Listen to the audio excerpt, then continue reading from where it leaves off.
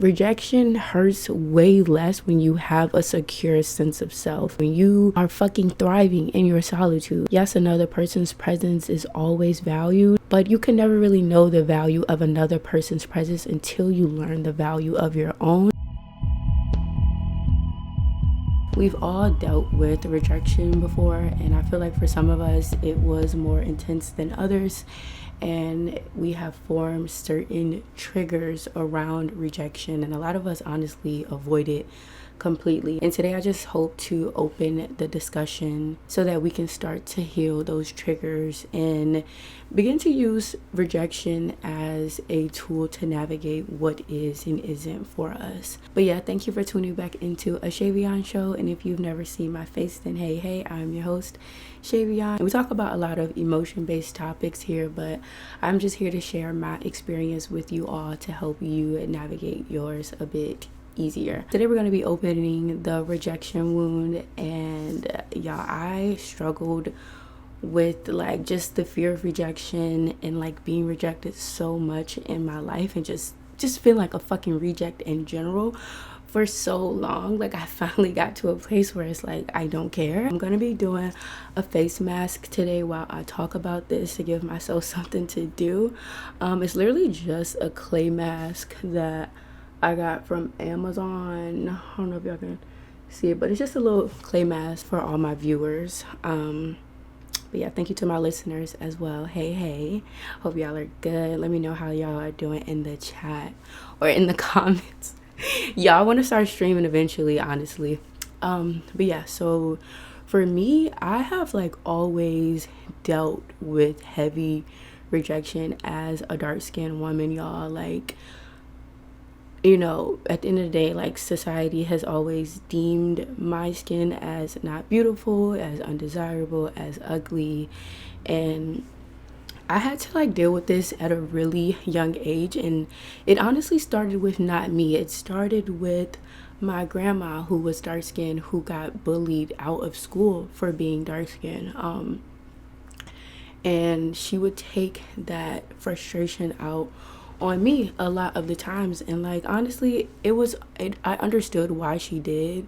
I feel like a lot of it was her like just trying to protect me and prepare me for the real world. And then as I went into elementary school, that's when the bullying started from my peers of, you know, saying everybody knows the dark skin jokes, cut off the lights, where did Shae Forum go, ha ha ha ha ha. So funny. Mostly from guys, to be honest with you. I feel like girls never really said too many jokes, but they would always laugh. You know, as I started to go through elementary school and middle school, I was just like, okay, well, like this is just how it is, you know what I'm saying? Like, I'm dark skinned, you know, motherfuckers gonna make fun of me for my skin color. Then as I got to high school, I kind of like saw that it was a lot deeper than just that. Like I had to witness this clear distinction between how I, as a dark-skinned woman, was being treated versus a lighter tone woman. And it was just crazy because like I was even in this big friend group where there were a mix of all different types of colors, but when the popular guys came over, they would always disrespect me and my dark-skinned friends, but would give my lighter tone friends so much grace, so much gentleness, and like would just actually treat them like human girls that they valued. In the moment, I convinced myself that I didn't care, but like that shit definitely fucking hurt, and it was embarrassing, you know what I'm saying? Like these are guys that I also find attractive, but like they think I'm a fucking hideous monster. And like that constant bullying and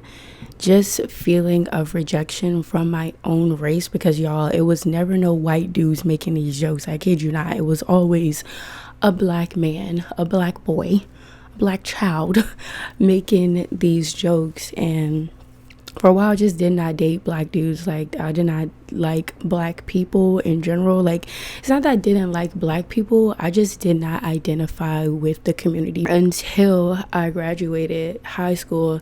And you know what I'm saying, I got my glow up or whatever, and then literally every single guy that's ever disrespected me, almost, I'm not gonna say all of them, but like most of them have hit me up at least once. Oh, I just want to take you out. Like, I don't even want to do nothing for real. Like, I just want to have a good time with you. I really want to get to know you. I always thought you were cool. Like, I always had a crush on you. Stop.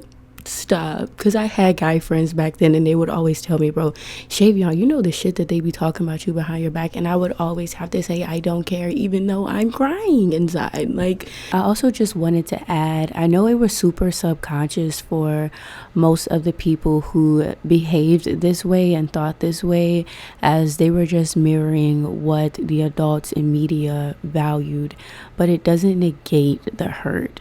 And I did just want to add some comfort in there for anyone who has dealt with this.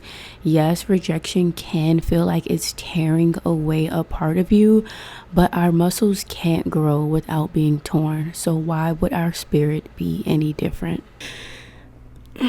It's been such an interesting journey, but that level of rejection constantly, for me, really taught me to create value outside of what I look like. I did not let that deteriorate my confidence at all. When I was in high school, I was still a very outgoing, loud person. I feel like I was way more confident back then than I am now, to be honest.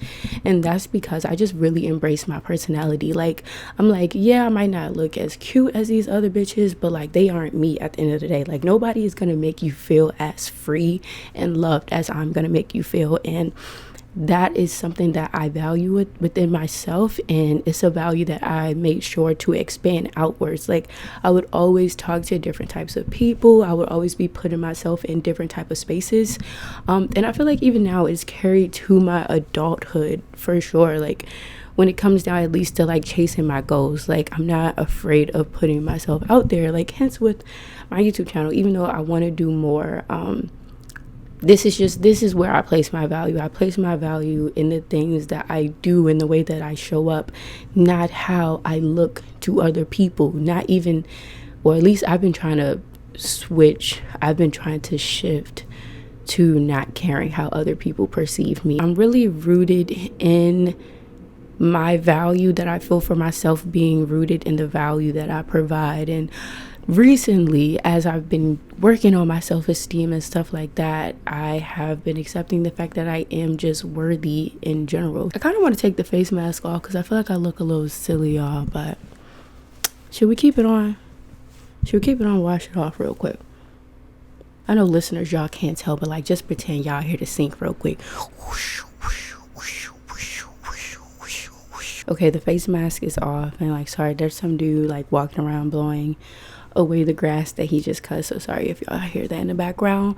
But yeah, to backtrack a little bit, when I was in those moments of like experiencing that heavy rejection, it really just made me feel so, like, I experienced just intense loneliness from that. I already didn't have my parents much growing up as a kid, so like, the fact that my peers couldn't even be like a safe space for me, like, I've just dealt with extreme loneliness my entire fucking life, and I feel like it really led me to just accepting anything. I didn't even feel like I could have standards because I didn't meet the standard for what society saw as deserving of anything. So I was just accepting anything, and honestly, it wasn't until I graduated high school and I got my first adulthood boyfriend, that I really was able to deconstruct all of that, simply because they hadn't been conditioned in that way to like see dark-skinned women as lesser. I feel like this applies on a systematic and societal level as well. I reject a society that rejects me. I walk my own path. I create my own standards. It definitely wasn't an overnight switch, and like, I can definitely say, even though I have done so much work on myself, like, things that I did in high school to cope is definitely way different from what the work that I had to do as an adult. Like, all these things that were deemed ugly is now what everybody is going crazy about. Before I realized that shift, I really just shifted my own perspective. It's just really helped me to know what is and isn't for me. Like, if something is rejecting me, like, clearly it's just not meant to be in my life. Like those guys that will talk shit about me in high school and then later wanted to come back and do stuff with me. You clearly aren't the type of person that's meant to be in my life. And I just take that with me throughout everything. Like if I'm rejected for an apartment, for a job, for anything, clearly what is meant for me is around the corner or the next turn, or, you know what I'm saying? It's not this thing. I don't know how connected my audience is with God, but I just have a really strong belief that God has anointed all of us with abundance. He has promised all of us abundance, and we just have to tap into it and not get so stuck in what we don't have and not get so stuck in what we have lost. We have to continue moving. And I don't know, like I'm just definitely a part of that whole cult that talks about rejection is protection. Like I am a firm believer in that. Like it even happened to me. Like I'm about to move, y'all, and I was trying to find roommates for like literally since April. I've been trying to find roommates and I just kept getting rejected. Like literally people meeting me and going on a museum little date, meet up, get to know each other thing, and it goes great, but then they still choose someone else over me. I could have felt like, damn, like why not me? Like what am I gonna do? But I did not panic because I knew that clearly these people aren't aligned with me, and clearly there's something better out there for me. And I did get better because guess what? I'm getting my own apartment and I'm going to be moving in by myself. So I'm so excited for that, y'all. That's why if y'all are viewing, y'all can see my boxes in the background about to finish packing because I'm moving out literally tomorrow. I don't know why I wait last minute to do everything. But yeah, if you are dealing with rejection, just know that rejection does not determine your value. It does not lessen your value. It is just redirection. It's trying to tell you something, you know what I'm saying? Like a lot of things in life, especially things that like are super impactful to us, and especially if it's a trigger, is trying to tell you something about yourself. If you get really down about someone rejecting you after y'all have been talking for a few weeks, maybe try to see like, okay, am I okay alone? Is there something that I'm doing? Do I move too fast? Am I just attracting people who are emotionally unavailable? Am I attracting people who expect me to be a certain way because of X, Y, and Z? You know what I'm saying? Like, I feel like our triggers are an invitation to look within ourselves. And I don't know, to not shy away from them. Don't shy away from your triggers, even though they do hurt, even though they are super uncomfortable. Know that there are lots of videos and community spaces and therapists that can help you to navigate those triggers and get rid of them, because triggers aren't always going to be there. I used to get really, really triggered about being rejected because inside I felt so ugly. I felt just so worthless as a person.